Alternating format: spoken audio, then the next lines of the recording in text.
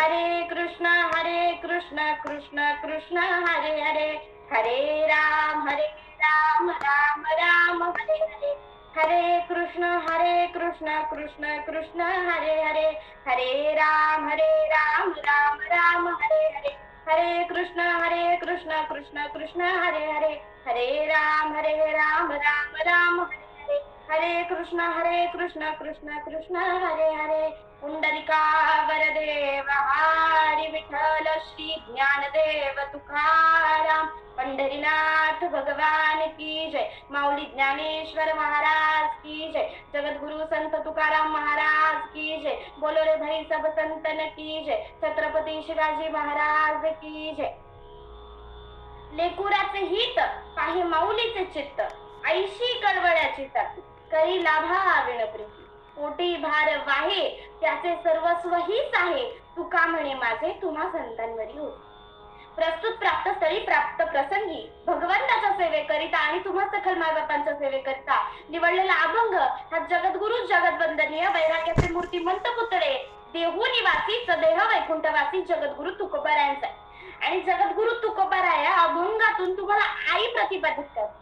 नेमकी आई काय असते? लेकराचं हित पाहणारी, लेकराच्या हिताचा विचार करणारी, लेकराचे हित वाहे माऊलीचे चित्त. माऊलीच्या चित्तामध्ये ज्या लेकराचा हिताचा विचार वाहत असतो ती माऊली. लेकराचे हित वाहे माऊलीचे चित्त, ऐशी कळवळ्याची जाती अशी ती कळवळ्याची जाते. करी लाभा विणप्रीती, कुठल्याही लाभाची अपेक्षा न ठेवता तुमच्यावर जी अतोनात प्रेम करते ना, ती माय माऊली तुमची आई आहे. मग काय तर जगद्गुरु तुकोबाराय म्हणतात की जसं त्या आईला तिच्या उदरातलं लेकरू भार नसतं आणि नवे नवे जर ते भार असलं तरी ते त्या आईसाठी गोड भार असतं, तसंच मी ह्या सर्व संतांसाठी त्यांनी मला त्यांच्या पोटातलं लेकरू म्हणून समजून घ्यावं, स्वतःमध्ये मिसळून घ्यावं. आणि आईला कधी त्याच्या लेकराचा भार होतो का? सगळ्यात मोठा प्रश्न आहे. तर जगद्गुरु तुकोबाराय तुम्हाला त्या अभंगातून असं सांगताय की तुम्ही त्या लेकराला तुमचा भार समजत नाही ना, तसंच या संतांनी मला कधी स्वतःचा भार समजलं नाही आणि या संतांनी जरी मला भार समजलं तरी सुद्धा मी तो भार गोड भार आहे. मग आपल्याला त्या संतांची सेवा करायची आहे ज्या संतांनी भगवंताची प्राप्ती केली. कारण देवही म्हणतो तुम्ही माझ्या संतांची सेवा करा, तुम्ही माझ्या भक्तांची सेवा करा. जेव्हा तुम्ही माझ्या भक्तांना प्राप्त कराल त्यावेळी मी तुम्हाला मिळेल, त्यावेळी मी तुमचं होऊन जाईल. आणि ज्यावेळी मी तुमचा होऊन जाईल ना, त्यावेळी तुम्हाला दुसरीकडे कुठे जायची गरज लागणार नाही. जसं की बाबा आपले मगाशी म्हणले, नामस्मरण कीर्तन साधन पै सोपे जळतील पापे जन्मांतरीची. नाम घेतल्यानं तुम्हाला देवाची प्राप्ती होते, पण नाम घेतल्यानंतर तुम्हाला संतही प्राप्त व्हायला पाहिजेत. पण त्याकरता तुम्हाला काय करावं लागतं? तो संतांनी दिलेलं, संतांना गुरु मानावं लागतं आणि गुरु मानून संतांनी दिलेला उपदेश तो स्वीकारावा लागतो. सापडेल वाटे जाता गंगा असताना मस्तकी जो जाणार ठेवीला कर. अगदी तुम्हाला जसं तुकोबारायांना गुरु सापडेले वाटे जाता गंगा असताना गंगेच्या स्थानाला जाताना गुरु सापडले, अगदी त्याप्रमाणे तुम्हाला आम्हाला गुरु सापडले. कुणाच्या रूपात? संतांच्या रूपात. आताच बाई मी 100 रुपये दिला आणि गुरु केला, असे प्रकार आपल्याला करायचे. पैसे देऊन गुरु लाख करता येतील, पण जी देण जी ज्ञानेश्वरीच्या रूपामध्ये जी भगवंताच्या रूपामध्ये आपल्याला दिलेली आहे ती देण आपल्याला दुसरीकडून कुठूनही मिळणार नाही. त्याला संतांचा जोड लागणार. खऱ्या अर्थानं आपण जेव्हा संतांच्या बाबतीत बोलत असतो तेव्हा माऊली ज्ञानेश्वर म्हणतात की माऊली महाराज ज्ञानेश्वर म्हणतात की जैसा हृदयामध्ये मी रामू असता वै सर्व सुखाचा रामू की भ्रांतासी गामू विषयावरी. तुमचं हृदय कुठे फिरतंय? तुमचं हृदय फिरतंय विषयावर. सगळ्यात पहिलं तुम्हाला जर देवाची प्राप्ती करायची आहे तर तुम्हाला तुमचं चित्त स्थिर करायचंय, तुम्हाला तुमचं मन स्थिर नाही करायचं.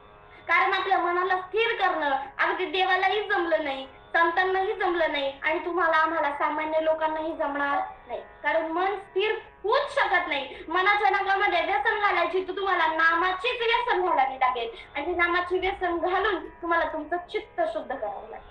ज्यावेळी तुमचं चित्त शुद्ध होईल त्यावेळी तुम्हाला देव प्राप्त होईल. त्यावेळी तुमच्या मनातला विषयाचा जो आभास आहे तो निघून जाईल. तुम्हाला विषय तुमच्या हृदयातला तो राम आहे ना तो तुम्हाला कळेल.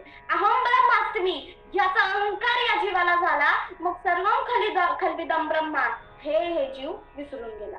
जीवाच्या लक्षात हे राहिलं नाही की सगळीकडे ब्रह्म आहे, या विश्वात, या ब्रह्मांडात, या सगळ्या पृथ्वीत ब्रह्म वसलेला आहे. आपण काय लक्षात ठेवलं? आपण फक्त लक्षात ठेवलं ते अहम ब्रह्मास्मी, जैसा हृदयामध्ये मिळा.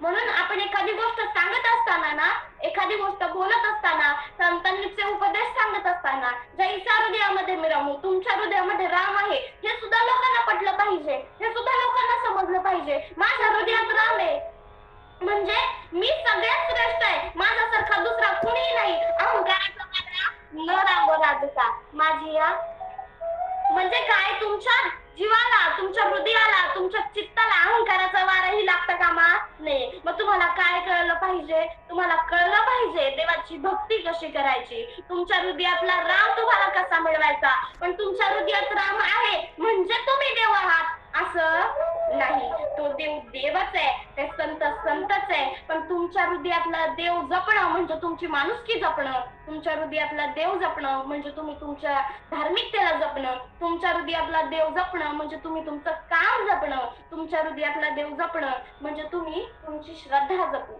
खऱ्या अर्थानं आपल्याला असं फक्त वाटतं की देव जपतोय, देव कळतोय, देव समजतोय. म्हणजे काय? तर देव तुमच्या हृदयात आहे असं जर एखाद्या जीवाला मी सांगितलं तर त्या जीवाचं उदाहरण असं होतं की माझ्यातच देव येतं, मी काय देवाची पूजा करू, मला काय कोणाची गरज आहे. हा जो अहंकार या मनाला लागतो ना, तो अहंकार न लागण्यासाठी, तो अहंकार न जपण्यासाठी आपल्याला धर्माचा अभ्यास करायचा आहे, आपल्याला धर्म जपायचा आहे, आपल्याला ज्ञानेश्वरी वाचायची, आपल्याला भगवद्गीता वाचायची. कारण याचं कारण एकच, तुम्हाला धर्म जपायचा आहे, तुम्हाला तुमची भावनिकता जपायची आहे, तुम्हाला देवाची प्राप्ती करून घ्यायची आहे. तर तुम्हाला तो अहंकाराचा वारा लागता कामा नये. त्यासाठी तुम्हाला ज्ञानेश्वरीचा अभ्यास करणं गरजेचं आहे, त्यासाठी तुम्हाला हरिपाठाचा अभ्यास करणं गरजेचं आहे. हे सांगत असताना माऊली असं म्हणतात की तुम्ही देवाचा अभ्यास करता, देवाचं चिंतन करता, तुम्ही देवाच्या चरणाशी येता म्हणजे नेमका तुम्हाला देव कळतो का? म्हणजे नेमका तुम्हाला देवाची प्राप्ती होणारच आहे का? तर नाही. तुम्ही अखंड आयुष्य देवाचं नामस्मरण केलंय आणि मरणाच्या वेळी देवाचं नावच घेतलं नाही तर देव तुम्हाला मिळत नाही, त्या देवाची प्राप्ती तुम्हाला होत नाही. ज्यावेळी असं म्हणतात की काल्याच्या कीर्तनाला या, सत्याच्या कीर्तनाला नाही आलात तरी चालेल, काल्याच्या कीर्तनाचं जे फळ आहे ते अख्ख्या सत्याचं फळ तुम्हाला काल्याच्या कीर्तनात मिळतं. तुम्ही जसं सुरुवातीला नाव घेताय तसंच अखंडरित्या नामस्मरण घ्यायचंय. पण नामस्मरण म्हणजे नेमकं काय हाही प्रश्न पडतो. नामस्मरण म्हणजे काय? तर जेव्हा तुम्ही एखाद्या देवाचं नाव घेता, एखाद्या वस्तूचं नाव घेता, तेव्हा सतत ज्या गोष्टीचं चिंतन होतं ना, त्या चिंतनाला स्मरण म्हणतात. सतत एखाद्या गोष्टीचा विचार होतो, सतत एखादी गोष्ट तुमच्या डोळ्यासमोरून फिरत राहते, सतत त्या गोष्टीचं मनन होतं, सतत त्या गोष्टीचा तुम्ही विचार करता, तेव्हा त्या गोष्टीला म्हणतात स्मरण. आणि त्या स्मरणानं तुम्हाला कळतो तो देव, तुम्हाला कळतं ते ना, तुम्हाला भावतं ते ना. तर याचा आज जो अभंग मी निवडला त्या अभंगावरती बोलणंही गरजेचं आहे. अभंग आहे लेकुराचे हित वाहे माऊलीचे चित्त, आईशी कळवळ्याची जाती करीला भावी. खऱ्या अर्थानं जगद्गुरु तुकोबारे हा अभंग फक्त एका आईसाठी नाही लिहित, हा अभंग फक्त एका मातेसाठी नाही लिहित. हा लिहितात जगाचे मायबाप, जगाची विठू माऊली, जगाची आई, तिच्यासाठी हा अभंग लिहितात. लेकराच्या हिताचा विचार कोण राहते हो? माऊली राहते ना. आपली माऊली म्हणजे कोण? या जीवाची माऊली कोण आहे? या शरीराच्या माऊलीने तुम्हाला जन्म दिला, शरीराची माऊली तुम्हाला सांभाळते, या शरीराच्या माऊलीनं तुमचं पालन पोषण केलं. पण या जीवाची माऊली नेमकी कोण? या जीवाला कोणी जन्म दिला? या जीवाची उत्पत्ती कोणी केली? त्या उत्पत्तीचं कारण म्हणजे माऊली. माऊली म्हणजे विठुराया, पांडुरंग. तुम्ही ज्या देवाला मानता तो देव, राम कृष्ण हरी विठ्ठल केशवा मंत्र हा जपावा सर्व काळ. जो मंत्र तुम्ही जपता आणि जो देव तुमचा आहे ना, त्या देवानं तुमच्या या जीवाला जन्म दिलाय. तुम्ही देहाच्या आईचा विचार करताय, या जीवाची आई तुमच्याबद्दल काय विचार करत असेल हे सांगितलंय जगद्गुरु तुकोबारांनी. त्यांनी त्यांची आई प्रतिपादित नाही केली, त्यांनी या विश्वाच्या माऊलीची प्रतिपादना केली. म्हणजे काय? विश्वाची माऊली कोण आहे? साक्षात पांडुरंग परमात्मा. तुम्ही ज्या देवाला मानता ना, तो देव तुमची माऊली आहे, तो देव तुमची आई आहे. फक्त काय? त्या देवाला तुम्ही काहीतरी मानणं गरजेचं आहे, तो देव तुमचा काहीतरी होणं गरजेचं आहे. फक्त देव माझा माझा माझा, पण देव तुमचा खरंच आहे का? आतापर्यंत तुम्ही त्याच्याशी नातं जोडलं का? झाला का तो तुमचा भाऊ? झाली का ती तुमची आई? झाला का तो तुमचा सखा? झाली का ती तुमची की नाही ना, कारण आपण तितका विचारच केला नाही. आपल्या दुःखात देव येतो. आपल्याला दुःख झालं की आपण देवाला शाप देतो, आपण देवाला कोसतो की पांडुरंगा, अरे तुझ्यामुळे झालं सगळं, निर्दयी आहेस तू, तुला दया नाहीये पामराची, तू असाच आहे, तू तसाच आहे, तुला काही माझे कष्ट दिसले नाही. फक्त काय, आपण त्यांनी निर्माण केलेल्या सृष्टीवरती बोट ठेवायचं काम करतो. मग त्या देवाला काहीतरी मानणं गरजेचं आहे. मी सांगत होते, देवाला काहीतरी मानणं गरजेचं आहे. तुम्ही आई म्हणा, बाप म्हणा, सखा म्हणा, मित्र म्हणा. अहो, लोकांनी देवाला, संतांनी देवाला मित्र मानला, सखा मानला, नवे नवे प्रियकर मानला आणि पती सुद्धा मानला. मग काय, तुम्ही काय मानता? आपण देवाला काय म्हणतो? फक्त नाव घ्यायचं का देवाचं? आपण देवाला काय मानतो ना, हे सुद्धा खूप गरजेचं आहे. तेव्हा सुदाम्यानं देवाला मित्र मानला, सखा मानला आणि मूठभर पोयामध्ये सोन्याची नगरी मिळवली. तुम्ही आम्ही देवाला काय मानलं म्हणून देवानं तुम्हाला आम्हाला काहीतरी द्यावं. जनाबाईच्या जीवनाला आयुष्यभराचे कष्ट लागले. जनाबाईनं आई वडील सोडलं त्या पांडुरंगासाठी. हीच माझी माय, हाच माझा पिता, गंगाखेडची ती जनाई. आणि त्या जनाईनं आई बाप सोडावेत. कुणासाठी? फक्त त्या पांडुरंगासाठी, त्या परमात्म्यासाठी. आई बाप सोडले. आई बापाला म्हटली, जा तुम्ही तुमच्या घरी माघारी परत, मला नाही यायचं, हाच माझा बाप आहे, हाच माझा पिता आहे, हीच माझी आई आहे, सगळं काय माझा आईला बहीण बंधू चुलता सगळं माझा पांडुरंग परमात्मा आहे, बाकी कोणीच नाही. हे जेव्हा जनाईला कळलं, जनाईनं लहानग्या वयामध्ये, काय लेकरू होतं, त्याचं वय काय, काय त्याचे भाबडे बोल, समजत होता देव, नव्हतं कळत काहीच नव्हतं माहिती, काय नेमका देव, कोणता परमार्थ, कसला परमार्थ. पण तरी सुद्धा त्या पांडुरंग परमात्म्यासाठी वाहून दिला अख्खं आयुष्य. आणि त्या आयुष्य वाहून देण्यामागे ना तिचे कष्ट होते, तिचं प्रेम होतं, देवाबद्दलची श्रद्धा होती आणि देवाला आई बाप मानलं होतं म्हणून तिने वाहून दिलं. आई वडिलांना सोडून जनाई पांडुरंगाच्या दरबारात राहू लागली. नामदेवाने तिला दासी म्हणून स्वीकारली आणि घरी घेऊन आले. काय कष्ट भोगावे लागले त्या माय माऊलीला, तिला लोकांच्या घरी मागावं लागायचं, खरकट खायची ती, जिला देव भेटला. तुम्ही आम्ही सांगा, आपल्याकडे थोडे पैसे आलेत, आपण हवेमध्ये जातो. ज्या लोकांना देव भेटला ते गरिबीच होते. त्या लोकांनी देवाकडे काय मागावं, तर देवाकडे मागितलं काय, तर देवाकडे मागितलं, देवा मला दुःख दे.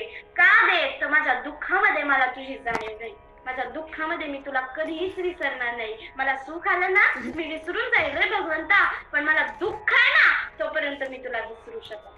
मला दुःख दे. देवानं जावं जनाईच्या घरामध्ये, तिच्या दरबारात. अरे काय तिची झोपडी, साधं फक्त एक जात होतं, चूल होती आणि खरकटी भाकरी. देवाने तिची भाकरी ओढून घ्यावी, तिचं टोपलं ओढावं.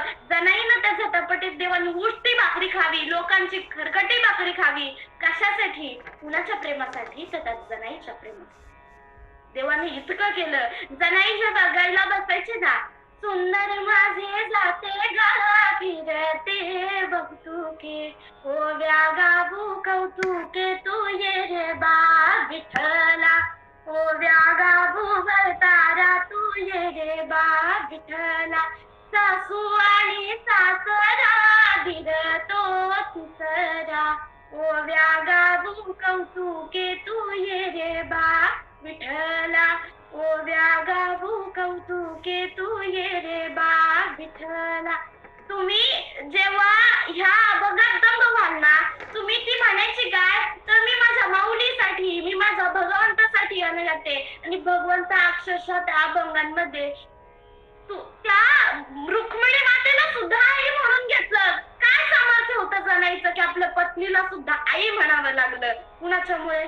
जनाईमुळे. हे सामर्थ्य तुमच्या आमच्या भक्तीत असलं पाहिजे. आणि ती भक्ती श्रेष्ठ तेव्हाच होईल जेव्हा तुमचं नामस्मरण आणि चिंतन एकनिष्ठ होईल. खऱ्या अर्थानं जनाबाईला जेव्हा देवानं असंच यावं आणि तो कंठा तिच्या गळ्यामध्ये घालावा, त्याची शाल जनेच्या गळ्यामध्ये ओढावी, स्वतःचा मुकुटमणी तिच्या शिरावरती ठेवावा आणि म्हणावं, किती सुंदर दिसते ग माझी जनाई, किती गोड दिसते, किती गुणी दिसतं माझं लेकरू, किती गुणी आहे माझं बाळ, किती सुंदर दिसतंय, किती गोड दिसतंय, असं वर्णन करावं. माझ्यापेक्षा हा चिंतामणी तिच्या गळ्याला किती शोभून दिसतंय हो, असं म्हणावं. आणि देवानं घुंगडी घ्यावी स्वतःच्या अंगावरती आणि जशी काकड्याची वेळ झाली तसं निघून जावं देवानं. निघून गेल्यानंतर देवानं पळत पळत आहे तसं दरबारात उभं राहावं. कंठा, सगळे ज्वेलरी, सगळे दागिने, सगळी उपरणी, सगळं मुकुट, सगळं सोनं नाणं त्या जनाईच्या जवळ ठेवावं आणि सकाळी सकाळी पहाटेच्या आरतीला सगळ्या भट मंडळींनी यावं. पहाटीमध्ये मिणमिणते दिवे लावावे. पहाटेच्या प्रकाशात ते मिणमिणत्या दिव्यानं देवाचं सुंदर रूप दिसावं आणि त्या रूपामध्ये त्यांचे डोळेही उघडत नव्हते. त्या रूपामध्ये आरती चालू करावी. आरती चालू केल्यानंतर त्या देवांना म्हणावं, त्यांचं लक्षात यावं की आपल्या देवाच्या गळ्यातला चिंतामणी कुठे दिसत नाही, आपल्या देवाच्या गळ्यातले दागिने कुठे दिसत नाही, आभूषण कुठे दिसत नाही, मुकुट कुठे दिसत नाही, कुठे गेलं देवाचं सगळं. हे जेव्हा लक्षात यावं तेव्हा ती अंगावरची घोंगडी कुणाची हा प्रश्न पडावा. ही घोंगडी आहे त्या जनाईची. ती जनाईची घोंगडी आहे बरं का, कारण ती फाटलेली आहे, ती गळा लावलेली घोंगडी, ती फक्त त्या जनीचीच असू शकते आणि तीच आहे एकमेव चोरटी भगवंताच्या अलंकाराची. असं म्हणतात. भगवंताच्या अलंकाराची चोरटी म्हणल्यानंतर सगळ्या भट मंडळींनी जनाईच्या दरबारात यावं, जनाईच्या घराजवळ यावं, दार वाजवावं, दार खोलावं आणि जनाई नुकतीच झोपेतून उठली होती. नुकतीच दार खोलल्यानंतर तिनं काय घातलंय हे तिला सुद्धा ठाऊक नव्हतं आणि ज्या क्षणी तिला असं दिसलं की आपल्या समोर सगळे भट मंडळी सगळ्यांच्या पाया पडली, नमस्कार केला आणि म्हणे, अगं चोरटे, सगळे घालून मिरवतीस काय घरात तू? होय, तुला लाज नाही वाटली या देवाची आभूषण चोरताना? आमच्या भगवंताच्या आभूषणाला हात लावलास तू, आमची भगवंताची आभूषण चोरली, लाज नाही वाटत तुला? खऱ्या अर्थानं तेव्हा वाईट वाटलं, दुःख झालं की मी माझ्या भगवंताची, ज्या माय बापाला, ज्या पांडुरंगाला मी मायबाप मानलं, ज्या पांडुरंगाला मी आई मानलं ना, त्या पांडुरंगाची, त्या माय बापाची चोरी मी कशी करते? आळ चोरीचा माझ्यावरती, आळ कसला चोरीचा माझ्यावरती टाकतो पांडुरंगा, विठ्ठला, परमेश्वरा, मी असं काहीच केलं नाही. आळवू नका देवाला, आळवणं वेगळं आणि देवाला कठोर शब्दात मिळवणं वेगळं. आळवलं देवाला, हे पांडुरंगा, हे भगवंता, हे परमेश्वरा, मी असं काही केलंच नाही रे. तू सांग या जगात, तू माझा मायबाप आहेस, तू आई आहेस, तू बाप आहेस, तू बहीण आहेस, तू बंधू आहेस, सखा आहे, चुलता आहे, सगळं तूच आहेस. मग कसं रे असा आळ चोरीचा देतो? ओव्या गाऊन स्वरात दासी जनीच्या घरात, ओव्या गाऊन स्वरात दासी जनीच्या घरात, दळण दळीले सख्या श्री हरी, आळ चोरीचा माझ्या घरी, दासी जनीचा तू माय बाप, तुझी चोरी करण्याचे नाही केले पाप, मी हे पाप करूच शकत नाही, तुझी चोरी मी करूच शकत नाही. तर भगवंता नको रे आळ आणून माझ्यावरती, तिच्या केसांना धरावं आणि पटत तिला सुळाजवळ न्यावं. हा सगळा प्रसंग नामदेव महाराजांच्या मुलांनी बघितला. सगळा प्रसंग नामदेव महाराजांच्या मुलांनी नामदेव महाराजांना सांगितला.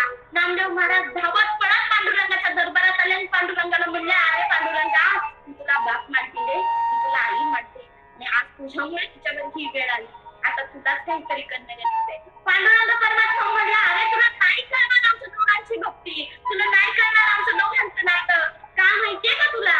कारण हे की ती मला आतापर्यंत फक्त विनवतीये, ती मला आतापर्यंत फक्त आळवतीये. पांडुरंगा, परमात्मा, विठ्ठला अशा अखंड माझ्या नावांनी मला ती आळवतीये, पण तिने माझा फक्त गाजवलेला नाही. आईच प्रमाणे तिने माझा फक्त गाजवला पाहिजे, आई म्हणलं पाहिजे तिने मला, आईप्रमाणे तिने माझा फक्त गाजवला पाहिजे. काय म्हणली पाहिजे ती? ज्यावेळी जनाईचा धीर सुटला आणि जनाईला सगळं सोडून दिलं आणि फक्त त्या पांडुरंग परमात्म्याला हे म्हणली, अरे अख्खा गोकुळाचं चोरटा रे तू, अख्ख्या गोकुळाची चोरी केली आणि आता माझ्यावर चोरीचा आळ टाकतोस. स्वतः माझ्या घरात आला, स्वतः माझ्या गळ्यामध्ये आभूषण घातले, कंठा घातला, सगळं तू नेलं ना, मग आता काय घेत नाही आता माझ्याला सांगायला? काय घेत नाही का? तुझ्या हिंमत नाही? ज्यावेळी जनाईला देवाला शाप दिले, ज्यावेळी जनाईला देवाला शिव्या दिल्या, अरे रांडाच्या म्हणली, त्यावेळी भगवान परमात्म्यानं त्या कुळाचं पाणी केलं. काय ना भगवान परमात्मा त्यावेळी शिव्या देऊ शकता, त्यांची भक्ती तितकी श्रेष्ठ होती. त्यांनी देवावरती अधिकार गाजवला. देवानं बघा, मला एक उदाहरण सांगतो तुम्हाला. जेव्हा तुमचा मुलगा लहान होता आणि तुम्ही त्याला शाळेमध्ये मार्क देऊन पाठवलाय का, तर तू अभ्यास केलेला नाहीये पण तुला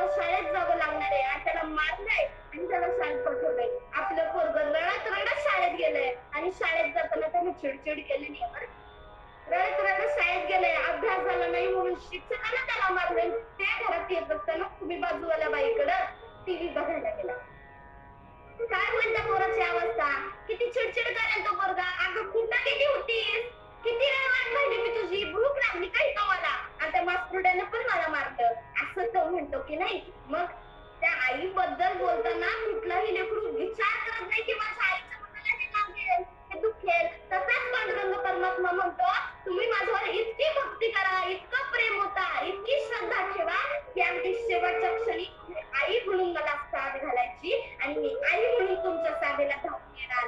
जेव्हा तुम्ही घरात एका कोपऱ्यात असता आणि तुम्ही आईला आवाज देता ना, आई मला भूक लागलीये ग, आई दुसऱ्या कोपऱ्यात असू दे, तुमच्यासाठी जेवण ठेवूनच येते. आपली आई एकीकडे आणि तुम्ही एका गावाला असाल तरी आई तुम्हाला बरोबर वेळेला फोन करते आणि विचारते, बाळा तू जेवलास का, खाल्लं का काही. ती आई, ती मायमाऊली त्या आईला साथ घालायची म्हणून त्या भगवंताला साथ घाला. आता मला सांगा, आपली भक्ती खरंच इतकी श्रेष्ठ आहे का की आपण भगवंताला शिव्या देऊ.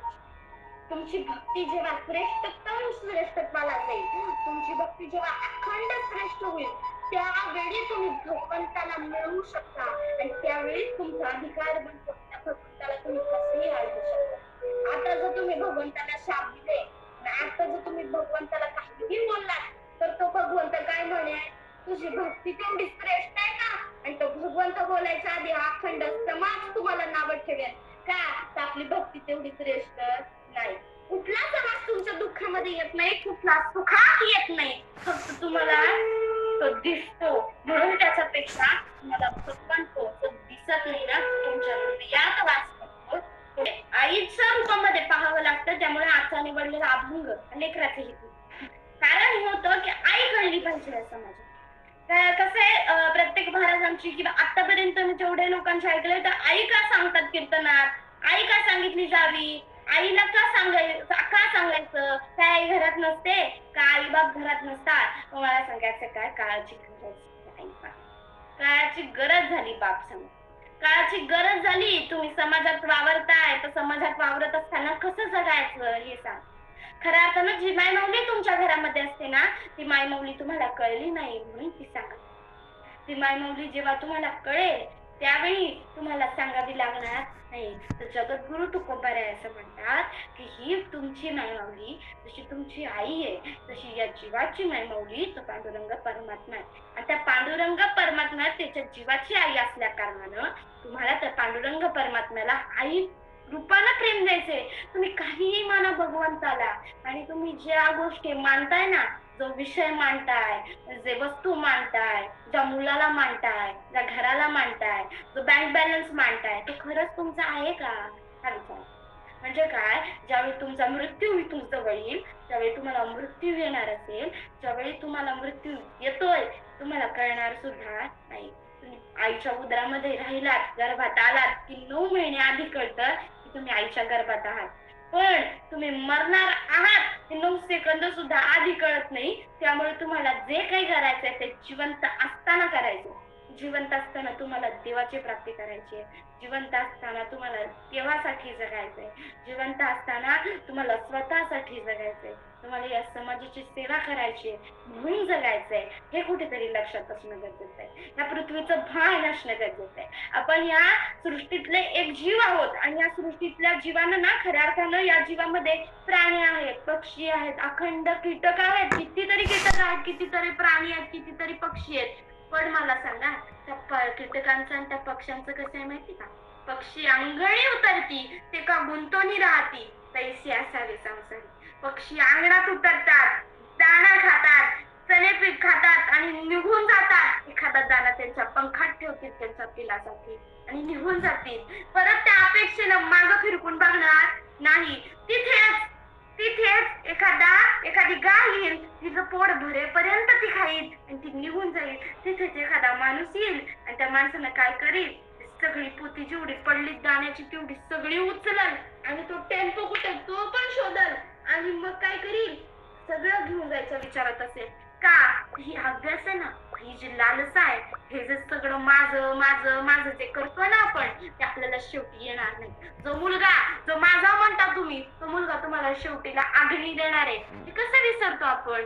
ज्या मुलीला आपण माझी म्हणतो ती मुलगी तुमच्या शेवट्याला तुम्हाला पाठ करून निघून जाणार आहे. जो नवरा तुम्ही तुमचा म्हणता तो नवरा तुम्हाला शेवटी पाठ करून निघून जाणार आहे. जी पत्नी तुम्ही तुमची म्हणता ती पत्नी शेवटी तुम्हाला पाठ करून निघून जाणार आहे. नाही कोणाचे कुणी तुझे नव्हे रे कोणी आणती जाशील एकलाच प्राण्या माझे माझे म्हणून प्राण्या माझे माझे म्हणून प्राण्या मायेचा बाजार प्राण्या मायेचा बाजार बहीण कुणाची भाव कुणाचा कोण कुणाचे सगळे सोय रे मेल्या मागे सर्व राहील तुटतील धागे दोरे नाही रे नाही कोणाचे कोणी प्राण्या मायेचा बाजार. हा सगळा मायेचा बाजार आहे. पहिला तर माये हा सगळा कशाचा बाजार आहे? हा मायेचा बाजार आहे. आणि मायेनं तुम्हाला आम्हाला नात्यांमध्ये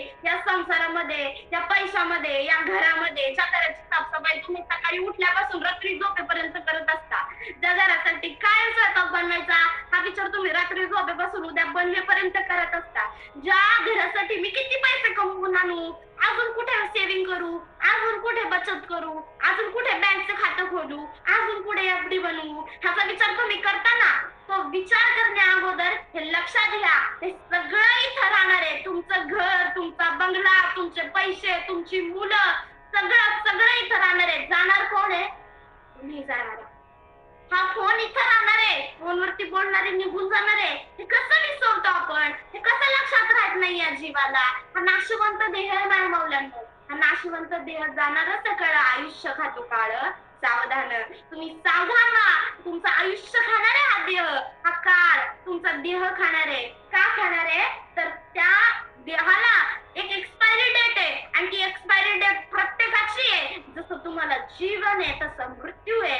हे विसरता कामा नये. आणि जेव्हा या जीवाला विसर पडतो ना आपल्याला मृत्यू आहे त्यावेळी हा जीवाचा अहंकाराचा वारा लागून भटकत असतो दारोदार. जसं आपल्याला लागला आपल्याला आहे की आपल्याला दिसत आहे उद्याचा दिवस आपण बघणार आहोत नाही बघणार आहोत. आपण आजचा दिवस कष्टामध्ये घालवतो. आपण आजचा दिवस इतक्या विचारांमध्ये घालतो की पुढच्या आयुष्याचं चिंतन आपण आता करतो.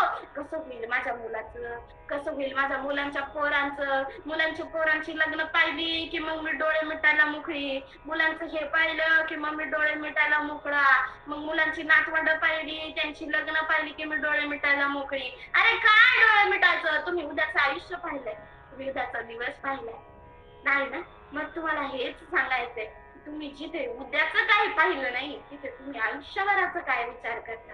आज निवडलेली भाजी मानवल्यानं उद्या तुम्ही बनवू शकाल की नाही ह्याचाच मला गॅरंटी नाही. आज मी तुम्हाला बोलतेय उद्या परत मी व्हिडिओ कॉलवर असेल की नाही मला माहिती आहे का? आपलं आयुष्य फार थोडकं आहे. आयुष्य फार थोडकं आहे. ते जगायचं कसं हे कळलं पाहिजे. आपण जिवंत असताना पुण्य करायचं, पुण्याची प्राप्ती करायची. पाप होत राहणार आहे. पापाचं सांत्वन कोणी करूच शकत नाही आणि पाप मोडताच येऊ शकत नाही कारण पुण्याचं आणि पापाचं पलट त्या देवानं भरायचंय. फक्त आपल्याला आपलं कर्म उत्तमाती उत्तमरित्या करून दाखवायचंय. का करायचंय? त्या भगवंताला आपले कष्ट दिसतात. तुम्ही असं जरी म्हटलं ना मी देवाला मानत नाही, छे तो देव काय माझं ऐकल किंवा मी काय त्या देवाला मानल किंवा आपल्याला जे ना मी नास्तिक आहे तुम्ही म्हणता. जगद्गुरु तुकोबाराय म्हणतात ज्यांना अख्ख्या ओव्यांची फोड करता येते आणि ज्यांना अख्ख्या ग्रंथांची फोड करता येते आणि फोड करून त्याला स्वतःच काहीतरी मत मांडता येतं आणि त्या ग्रंथाच्या एक प्रत्येक अभंगाला तुम्हाला तोडून त्या अभंगाचं तुम्हाला काय वाटतं किंवा त्याच्यासाठी तुम्ही काहीतरी स्वतःच निर्माण केलेलं जेव्हा तुम्ही बोलता ना तेव्हा तुम्ही नास्तिक असता. तेव्हा तुम्हाला नास्तिक म्हणता येतं. म्हणजे आपण नास्तिक सुद्धा नाही. डॉक्टर ज्यांनी इतका अभ्यास केला तर डॉक्टर शेवटच्या क्षणी म्हणतो आता माझ्या हातात राहिलेलं नाही. तुम्ही नास्तिक असा किंवा आस्तिक असा काहीही असा तुमच्या पतंगाचे डोर त्या भगवंताच्या हातात आहे ते तुम्ही विसरता कामा नाही. तुम्हाला विसरायचं नाही की माझ्या पतंगाची डोर त्या भगवंताच्या हातात आहे. पण ज्या पतंगाला जन्म देणारी ते मायमाऊली ही आपल्याला विसरायची नाही. ज्या पतंगाला जन्म देणारी मायमाऊली आपल्याला लक्षात ठेवायची. कसं एक लेखक फार सुंदर लिहितो आई माझी मायेचा सागर दिला तिने जीवनाकार. आई मायेचा सागर दिला जीवनाकार. आई माझी मायेचा सागर दिला तिने जीवनाकार. तुमच्या जीवनाला आकार देणारी ना ती माय मुलगी. नभीची चांदणी तू ग चंद्राची कोरा, शीतल तुझी छाया मला जीवनभर. तुझ्या शीतल छायेमध्ये उभं आयुष्य जगेन. आई देवापाशी मी ग आई तुलाच ग मागे. नाही माझी मायेचा सागर दिला तिने जीवनाकार. तुमच्या जीवनाला आकार देणारी तुमची माय माऊली आहे हे तुम्ही कसं विसरता. तुमच्या आईनं तुम्हाला इतकं सुंदर जीवन दिलं, जिनं तुम्ही लहान असताना तुम्हाला खाऊ पिऊ घातलं, जिनं तुम्ही लहान असताना तुमच्या मुखामध्ये दात नव्हते त्यावेळी एका बारीक कणापेक्षा बारीक पीठ बनवून तुम्हाला चाललं. त्या आईला तुम्ही कसं विसरता. सगळ्यात मोठा प्रश्न. खऱ्या अर्थानं आपण लहान असल्यापासून जिच्या हाताला धरून जिच्या बोटाला धरून आपण मोठं झालो. अगदी तुम्ही म्हातारे व्हा, तुमचं वय होऊ दे, पण आई तुम्हाला कळलीच असेल. तुम्ही आई झालात काय तरी तुम्हाला तुमच्या आईची आठवण येतच असेल. तुम्हाला असं वाटतच असेल ना, अरे आता मी म्हातारी झाले, माझी आई गेली, माझी आई होती तोपर्यंत मला काहीतरी देत होती. माझी आई मी जेव्हा घरी जायचे ना तेव्हा मला पिशव्यांमध्ये भरून भरून द्यायची. कांदे बटाटे द्यायची, लसूण द्यायची, पालेभाज्या द्यायची. सांगा मला त्या मुलीच्या संसाराला असं काय कमी पडलं म्हणून तुम्ही तुमच्या लेकीसाठी कांदे बटाटे भरून देता. म्हणून ती आई तुमच्यासाठी कांदे बटाटे भरून देत होती. सांगा ना, त्या लेकीचा संसार सुखाचा व्हावा म्हणून आईनं कर्ज काढून, बापाने कर्ज काढून तिचं लग्न लावून दिलं. त्या आईला शेवटच्या क्षणी पाणी पाजायला जर कोणी नसेल तर मला सांगा त्या आईनं मुलाला जन्म देऊन तरी काय फायदा झाला. एक लेखिका फार सुंदर लिहिते की मी जेव्हा तुला जन्म दिला ना तेव्हा मी तुला अशा वादळात जन्म दिलाय, अशा वादळात जन्म दिलाय जो वादळात तू वर्णनही करू शकत नाही. तुला वादळात जन्म दिला रे, काय सांगू तुला माझ्या पिला रे. तुला वादळात जन्म दिला रे, वादळात होर पडलेली होती तुझी माता. बनव्यात उभा होता पिला तुझा जन्मदाता. छेदुनी त्या वेदनेचा किल्ला रे, रणभूमीत नेल तुला रे. तुला वादळात जन्म दिला रे. खऱ्या अर्थाने एक प्रसंग आहे जो सत्य घटनेवर आधारित. एका गावामध्ये म्हणजे जे सांगली सातारा त्या साईडचा हा प्रसंग आहे. वाचण्यात आला म्हणून तुम्हाला सांगते, बाकी मला कोणाच्याही इथे असण्याचं वर्णन करायचं नाही. वाचण्यात आला होता हा प्रसंग आणि तो मी आता प्रत्येक माझ्या प्रवचनात सांगते कारण सत्य परिस्थिती आहे. खऱ्या अर्थानं जेव्हा आईनं मुलाला जन्म दिला तेव्हा मुलगा जेव्हा गर्भात होता आईच्या त्यावेळची अशी परिस्थिती होती की आपल्या मुलाला जन्म देताना नेमका वडिलांचा ऍक्सिडेंट झाला आणि त्या ऍक्सिडेंट मध्ये वडील मृत्युमुखी पडले. वडिलांना मरण आलं. वडील मेल्यानंतर आईच्या गर्भामध्ये 7 वर्षाचा बाळ होता. आईच्या हृदयामध्ये एकच चलबिचल चालू होती की मी एकतर मुलाला जन्म देऊ का माझ्या नवऱ्याचं दुःख करू, मी नेमकं करू काय हा प्रश्न होता. पण आता आपल्या मुलाची आई मी, बाप मी, सगळं मी असं म्हणून तिने तिच्या त्या लेकराला जन्म द्यायचा होता. लेकराला जन्म दिला. 9 महिने 9 दिवस पूर्ण झाले, तिला बाळ झालं. तिने त्या लेकराला जन्म दिला. ज्या वादळाचं मी वर्णन केलं तिने तुम्हाला अशा वादळात जन्म दिलाय ज्या वादळातून ती स्वतः परत येईल किंवा ते लेकरू परत येईल याची शाश्वती नव्हती. तिने अशा वादळात जन्म दिला. त्या वादळात तुमचा बाप नवरा तिच्या सोबत होता, तिचा पती तिच्या सोबत होता. याचं वर्णन ती या गाण्यातून करते. त्या मुलाला जन्म दिला आणि मुलगा जन्मताच एका डोळ्याने अपंग होता, एका डोळ्याने आंधळा होता. आंधळा असल्याचं कारण तिला माहित नव्हतं, पण आपला मुलगा जन्माला आला, आपल्याला आपल्या घराण्याचा वंशज आहे यामुळे ती खूप आनंदित झाली. खूप तिला आनंद झाला त्या गोष्टीचा आणि तिनं थोडे दिवस बाळाला मोठं होऊ दिलं. बाळ जसं खेळायला लागलं मुलांमध्ये तसं तिचं झालं की अरे आपलं लेकरू खेळतंय, आपलं लेकरू आहे ठीक आहे, पण आपल्या लेकराला पोरं चिडवतात. आपल्या लेकराला सगळे निंदा करतात की अरे तुला एक डोळा नाही रे, तुला एक डोळा नाही, आमच्यात काय खेळतोस, तुला काय दिसणार आहे, असं म्हणून हसायचं. तू तिच्या हृदयाला दुःख व्हायचं, तिला वाईट वाटायचं की काय आपल्या लेकराला एक डोळा नाही, सगळे चिडवतात. मी काय माझं आयुष्य पाहिलंय, मला तर आता पती पण नाही, मी काय त्या लेकराला करणार आहे, मी माझा एक डोळा तर माझ्या लेकराला देऊ शकते ना.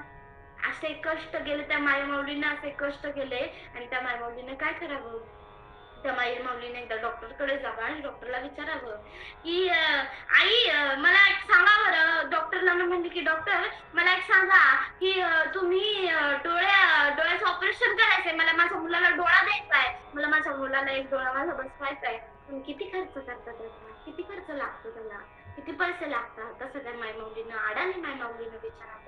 डॉक्टरांनी सांगावं 1,88,000 रुपये खर्च लागतो.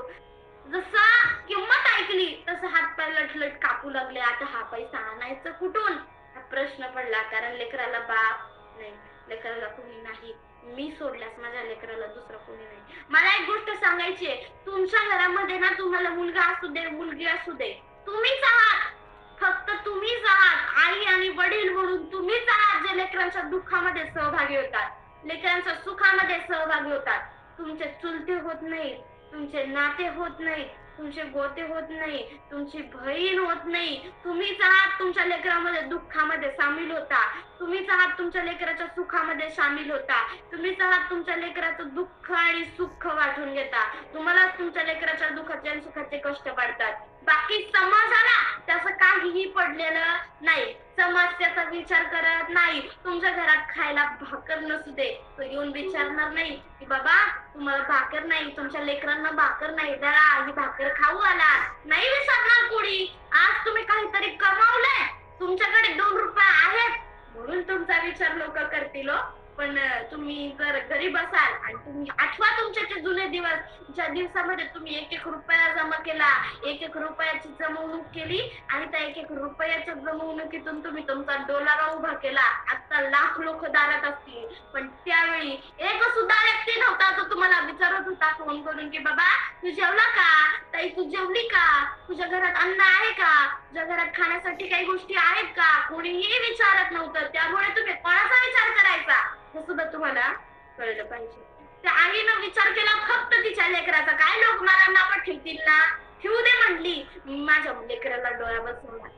कुठून पैसे आणले, कसे पैसे गोळा केले, एक एक पोटाला चिमटा घेतला, या घरातून त्या घरात फिरली, लेकराच्या शाळेत त्याला आणायला जायची. खऱ्या अर्थानं त्या मायमाऊलीनं एक रुपया जमा केला, लेकराला शिक्षणाला घातला आणि जेवढा खर्च सांगितला होता 1,48,000 रुपये, तेवढा सगळा खर्च तिने गोळा केला आणि तिच्या लेकराला डोळा बसवला. स्वतःचा डोळा काढून त्या लेकराला बसवला. याचं दुःख तिला नव्हतं, तिला दुःख या सुख आनंद या गोष्टीचा होता की माझ्या लेकराला आता दिसू लागलंय, माझ्या लेकराला आता दिसतंय, माझ्या लेकराला काहीतरी आता की माझं लेकरू पहिल्यापेक्षा किती सुंदर दिसतंय हा विचार करून. आता माझ्या लेकराला खूप शिकवायचं, कलेक्टर बनवायचं, डॉक्टर बनवायचं, काय काय काय काय विचार तिनं केले आणि त्याप्रमाणे ती त्या मुलाला शिकवू लागले. मुलगा हळूहळू हळूहळू मोठा होत गेला आणि मोठा झाल्यानंतर त्याला एका चांगल्या ठिकाणी नोकरी लागली. एका शाळेमध्ये तो शिक्षक म्हणून नोकरी करू लागला. आपला मुलगा इतका शिकला, इतका नोकरी छान करतोय, आता आपल्या मुलगा वयात आलाय, मुलाचं लग्न लावून दिलं पाहिजे. त्याला साजेशी अशी रूपवर कन्या तिने घरात आणली. ती कन्या होती शिकलेली. मला असं म्हणायचं ती कन्या शिकलेली होती, नोकरीला होती आणि जेव्हा तिचे मित्र मैत्रिणी घरी यायचे तेव्हा ती एक डोळे नसलेली कुरूबाई तिला ती म्हणायची ही माझी घरातली मोलकरीण आहे. किती वाईट वाटलं असेल त्या आईच्या जीवाला. एकदा विचार करा, तुम्हाला तुमच्या सुनबाईनं म्हणावं ही माझी मोलकरीण आहे आणि तुमच्या मुलानं फक्त बघत राहावं. हा विचार करा, आपल्या सोबत असं घडलं तर काय होईल.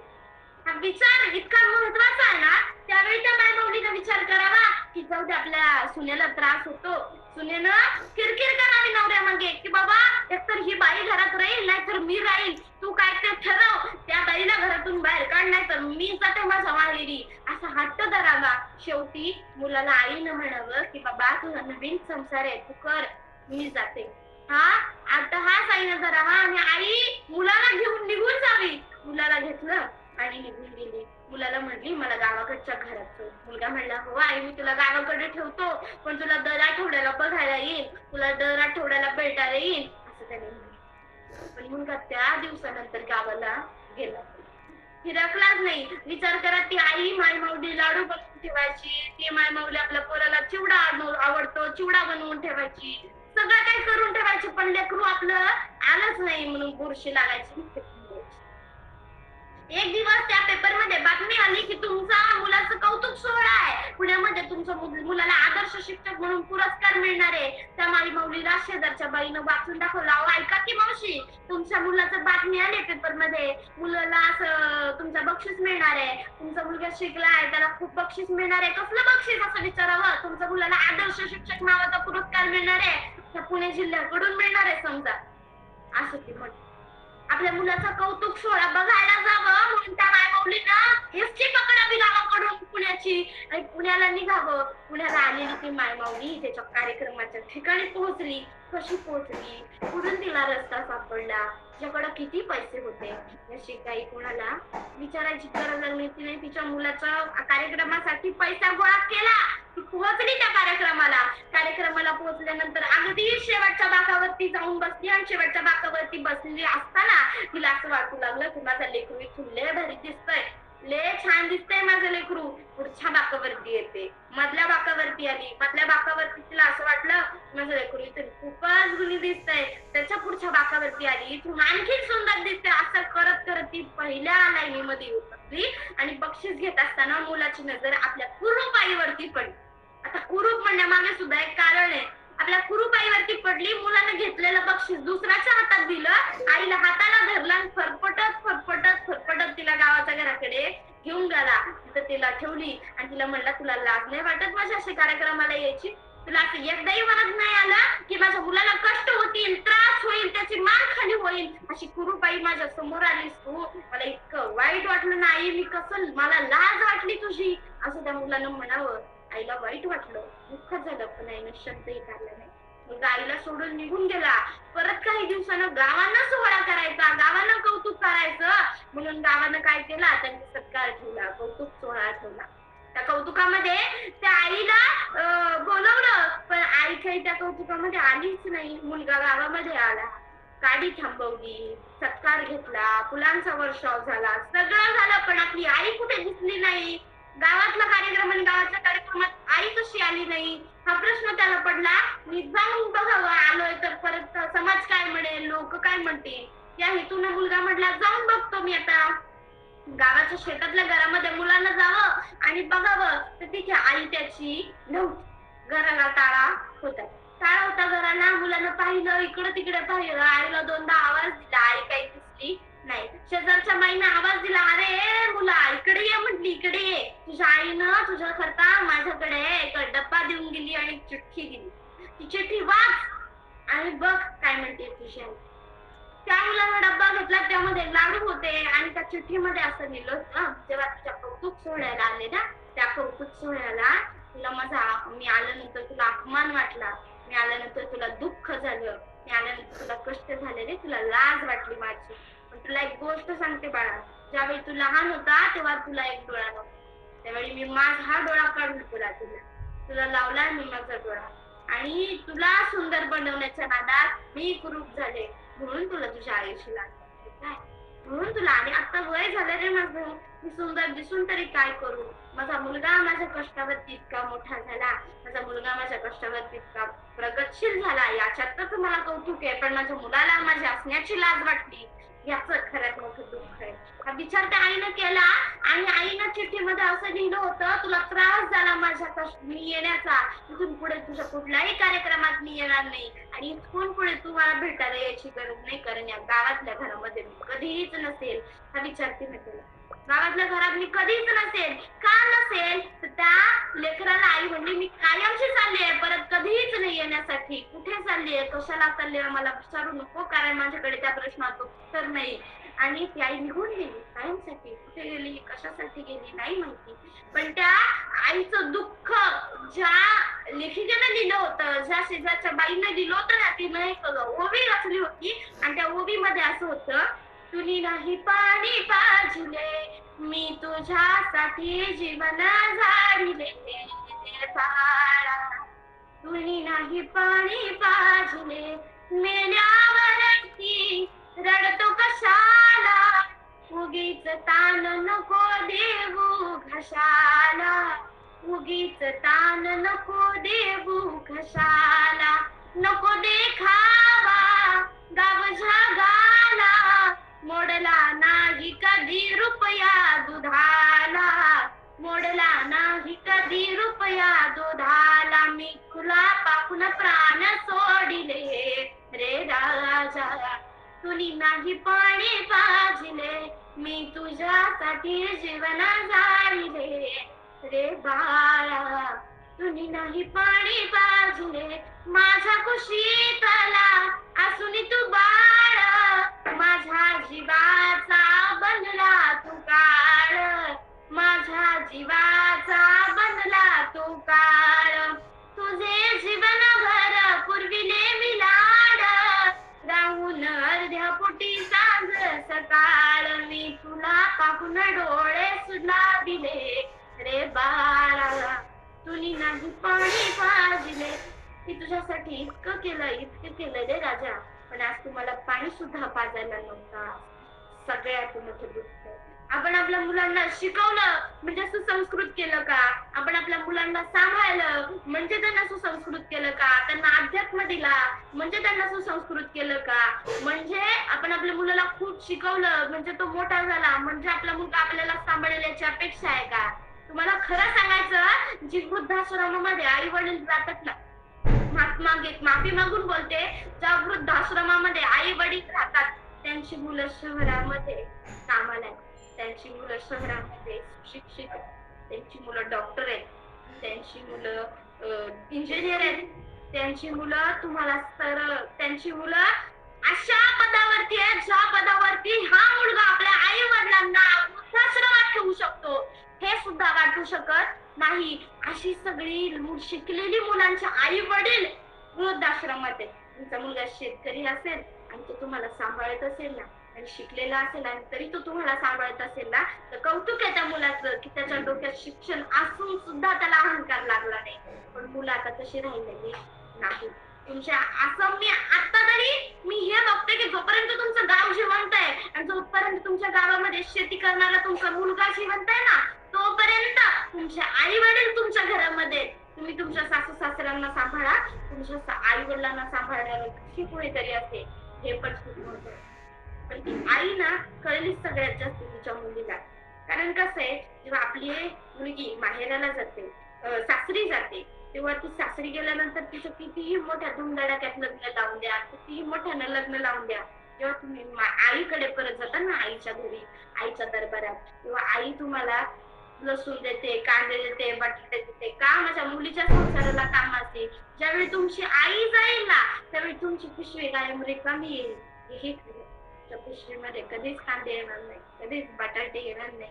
तुमच्या घरामध्ये तुमच्या आईची जागा कायम माधुरी राहील. आणि हा प्रश्न तुम्हाला सतत मनामध्ये चालत राहील, सतत राहील, मी आता जाऊ कुणासाठी? कारण जिथे मी जात होते माझ्या आईसाठी, ती आई तिथे राहिली नाही.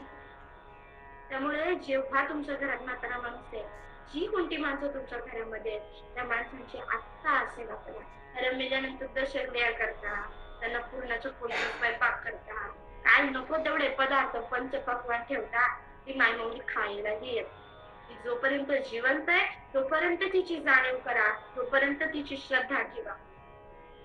जे आपली ती जाईल ना, त्यावेळी आपल्याला हे म्हणायची वेळ नको यायला की कशाला गेलीस आई तू स्वर्गाला, हो कोण वागविल तुझ्या या बाळाला. जोपर्यंत तुम्ही जिवंत आहे ना, तोपर्यंत तुमच्या मुलांना आधार आहे बरं का तुमचा. कशाला गेलीस आई तू स्वर्गाला, हो कोण वागविल तुझ्या या बाळाला. 9 महिने 9 दिवसाची वारी कशी तू केली, संकट तुझला असेल पदराला बांधून गेली, सोडून गेली आई या लडक्याला, हो कोण वागविल तुझ्या या बाळाला. बाळाला वागवणारी माय माऊली जेव्हा सोडून जाते ना, तेव्हा खरा कळला कुणाला माहितीये? छत्रपती श्री शंभूराजांना. शंभूराजांची आई गेली पाळणा पाजायलाही मायमाऊली नव्हती हो, त्यांना दूध पाजायलाही कोणी नव्हतं. तेव्हा एक लेखक इतकं सुंदर लिहितो, पुरंदर के पत्थरों में हर हर की गूंजती अग्नि संबर से मेघ भगवी हर बुदती. प्रत्येक पडणारा पाऊस आणि थेंब हे सांगत होता की मी पडतोय, पण त्याचं कारण कोण आहे? तर हा थोरला धनी आहे. ज्या थोरल्या धन्यानं भगव्या रंगावरती प्रेम करायला शिकवलं, ज्या थोरल्या धन्यावरती ज्या थोरल्या धन्यानं आम्हाला स्वराज्यावरती प्रेम करायला शिकवलं, ज्या थोरल्या धन्यानं आम्हाला या स्वराज्यासाठी घडवलं, त्या थोरल्या धन्याला घडवणारी त्यांची माय माऊली आऊसाहेब नासाहेब जिजाऊ यांच्याही चरणी वंदन करते. कारण आपल्या या भूमंडलामध्ये अशी आता तरी जन्माला यायला हवी जी तिच्या मुलाला धर्म शिकवते, जी तिच्या मुलाला संस्कार देते स्वराज्याचे. ती फक्त स्वराज्य तिने नाही शिकवलं, तिने शिकवलं माणसांसोबत कसं वागायचं, तिने शिकवलं स्वराज्याच्या प्रत्येक मावळ्याला कसं जमा करायचं, तिने शिकवलं प्रत्येक अखंड हिंदुस्थानातल्या एकत्र करायचं कसं. सर्व धर्म समभाव तिने मानले नाही, पण सगळ्या समाजातला माणूस जोपर्यंत तो तुझ्यासाठी या स्वराज्यासाठी झटतोय, तो झटणारा प्रत्येक जीव तुझा आहे हे तिनं शिकवलं. खऱ्या अर्थानं ते धर्म जपणं, तो तिलक जपणं. आज आपण ह्या युट्यूबच्या माध्यमातून किंवा गुगल मीटच्या माध्यमातून ज्योतिताईंच्या माध्यमातून जी काही प्रवचन सेवा करतोय, त्या प्रवचन सेवेमध्ये बोलण्याचं मला भाग्य लाभलं. यासाठी तर मी त्यांचा आभारच मानते ज्योतिताईंचे की त्यांनी मला बोलण्याची एक संधी दिली. आता त्या माझ्या नात्याने लागतात आत्या सासूबाई लागतात ना, आत्या सासूबाई लागतात नात्याने, आत्या सासूबाई लागतात. पण तरी सुद्धा मी आज महाराज म्हणून त्यांच्या या सगळ्या कामाचं कौतुक करते की त्या आत्या या वयामध्ये इतकी समाजसेवा करतात. अक्षरशः कौतुक आहे की सगळं घर संसार सांभाळून एवढं सगळं करणं आणि तुमच्यासारख्या या आध्यात्मिक लोकांना एकत्र बांधणं आणि त्या अशा गुगल मीटच्या माध्यमातून म्हणजे आपण ज्या झूम मीटिंगच्या माध्यमातून आज एकत्र आहोत त्या सगळ्या माध्यमातून एकत्र बांधणं हे खूप गरजेचं आहे. म्हणजे फक्त सत्य करणं, फक्त प्रवचन करणं आणि शरीर रूपी प्रस्तुत राहण्यापेक्षा प्रत्येकाला जमत नाही. तो प्रत्येकाकडे फोन आहे, त्याला फोनच्या माध्यमातून त्या माणसाने आपले विचार मांडावे हा काही मला प्लॅटफॉर्म उपलब्ध करून दिला, त्याबद्दल मी ज्योतिताईंचे आभार मानते. आणि खऱ्या अर्थानं हे खऱ्या काळाची गरज आहे की आपल्यापर्यंत, आपल्या घरापर्यंत, आपल्या कुटुंबापर्यंत जोपर्यंत तो दिवस येत नाही ना, आता जे काही काश्मीरचं जे काही चालू झालंय, जे काही चालू आहे, खऱ्या अर्थानं वाईट वाटतं की आपण आता जे सर्व धर्म समभावचे जे झेंडे मिरवत होतो आतापर्यंत, ते झेंडे लावायचे कुठे हा प्रश्न सगळ्यात पहिला उपस्थित झाला. जे सर्व धर्म समभाव म्हणतात ना, त्यांनी एकदा तो हल्ला बघावा आणि काय विचारलं, त्यांनी विचारली नाही तुमची जात, त्यांनी विचारले नाही तुम्हाला कोणती भाषा येते, त्यांनी विचारलं नाही तुम्ही सर्व धर्म समभाव हा मानता की नाही, त्यांनी विचारलं फक्त तुमचा धर्म. आणि त्या धर्मावरती जेव्हा तो माणूस म्हणला मी हिंदू आहे, त्यावेळी त्यांनी गोळ्या झाल्या. आता तुम्ही ठरवायचं. त्या एका मुलाखतीत ती बाई असं म्हणते की आम्हाला जसं कळलं की तो माणूस आम्ही धर्म सांगितल्यानंतर आम्हाला मारतोय, आम्ही टिकऱ्या काढल्या ना, आम्ही अल्लाहू अकबर म्हणायला लागलो. लाज वाटली पाहिजे त्या बाईला. ठीक आहे तिचा नवरा मरतोय, कुणीतरी मरतोय, पण ज्या शंभूराजांनी धर्म सोडला नाही, स्वतःचा जीव सोडला, स्वतःची लेकरं घरात होती, स्वतःची बायको घरात होती, अखंड स्वराज्याला वाऱ्यावरती सोडून ज्या माणसानं धर्म सोडला नाही पण गोळ्या खाल्ल्या, धर्म सोडला नाही पण हाल सहन केले, धर्म सोडला नाही पण डोळ्यामध्ये सळ्या गेल्या सहन केल्या, नख काढलेली सहन केली. तुम्हाला साधं चिरगुट जरी कापलं ना तरी आपण रडतो, तरी आपल्या डोळ्यात असू येतं. एकदा विचार करायचा त्यांच्या कष्टाचा, एकदा विचार करायचा त्यांनी धर्म सोडला नाही. आपल्याला धर्म विचारून मारण्यात आलं, तर तुम्ही कुठपर्यंत या धर्माचे झेंडे मिरवायचे, काय मिरवायचं, कुठपर्यंत सर्व धर्म समभाव म्हणायचा. कुठेतरी तुमच्या मनामध्ये ती अहंकाराची किंवा कुठेतरी तुमच्या मनामध्ये ती आग पेटू दे ना आपल्या स्वराज्याबद्दल, आपल्या या प्रेमाबद्दल. आज विचार करा ती लोक बाहेरची होती, त्यामध्ये तुमच्या कुटुंबातला एखादा व्यक्ती असता, त्यामध्ये तुमच्या नात्यातला एखादा माणूस असता, आपण हाच विचार केला असता का? तिथे खरं तर महाराज असते ना, महाराजांनी कधीच हा विचार केला नसता. कुठे धर्म सोडायचा आणि सोडायचा की नाही हा विचारही तुम्ही करायचा. कारण शंभूराजांनी एकच वाक्य म्हटलं होतं, सोडावा धर्म की सोडावा प्राण, हा प्रश्न कधीही न पडावा.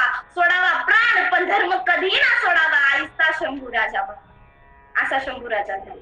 त्यामुळे आपल्याला काय करायचंय आणि आता आपल्यावर काय परिस्थिती आहे याची जाणीव ठेवा. तुम्ही ज्या पृथ्वीवरती राहताय ती पृथ्वी आपली मायमाऊली आहे, ती पृथ्वी आपल्याला जन्म देणारी आहे. ती माय आहे आपली. त्या मायेबद्दल, त्या मायेवरती राहत असताना त्या आईचे उपकार आपल्यावरती आहेत ते कधी विसरायचे नाही. जमेल तेवढी झाड आपल्याला लावायची आहेत, जमेल तेवढं कसं सृष्टीचं संवर्धन करायचंय. कारण एक वेळ हसील आपल्यावरती की आपल्याला पाठीला ऑक्सिजनच्या बॅगा लावून फिरावं लागेल, कारण आपल्याला ऑक्सिजन कुठेतरी आपल्याला घर दिलंय, दार दिलंय, तर कुठेतरी 2 झाडं लावणं आपलं कर्तव्य बनतंय. आणि ते आपण या सृष्टीसाठी, त्या सृष्टीचे उपकार म्हणून ते फेडायचे.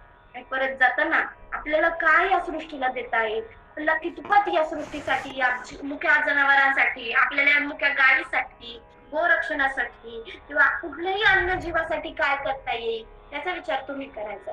खऱ्या अर्थानं आजची जी प्रवचनची सेवा आहे, रामकृष्ण हरी ताई, रामकृष्ण हरी, थोडं आपल्या दिंडीबद्दल जरा सांगा. सगळे आहेत तर श्री रघुनाथ फाउंडेशन संचलित वशिष्ठ गुरुकुल वारकरी सांप्रदायिक दिंडी, या दिंडीबद्दल आपली थोडी माहिती द्या. कुठनं दिंडी आपली सुरू होणार आहे? मी दुपारी तुमच्याशी याच्यावर चर्चा करणार होते, पण मला वेळ नाही मिळाला. हेच दिंडी तर माहिती नाही आपली दिंडी कुठून चालू होणार आहे, ते तुम्हीच सांगितलं तर बरं पडेल. म्हणजे माझ्याकडून चुकण्यापेक्षा तुमच्या मुखातून बरोबर बाहेर निघालेलं बरोबर. कधी बहुलीच्या भैरवनाथ मंदिरापाशी आपलं विनापूजन होणार आहे, थोडक्यात तुम्ही सांगा.